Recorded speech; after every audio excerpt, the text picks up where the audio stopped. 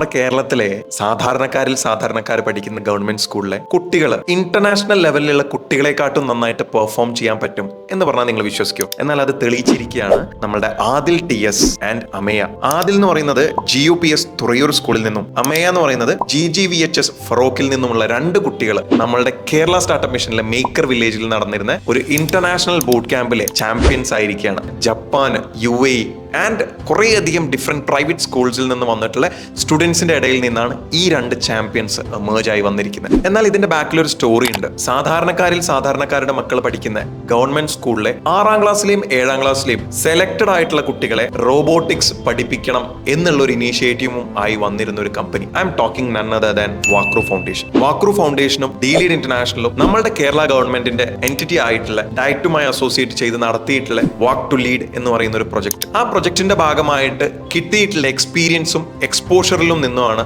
ഈ കുട്ടികൾക്ക് international boot ക്യാമ്പിനുള്ള ഒരു സെലക്ഷൻ കിട്ടിയത്.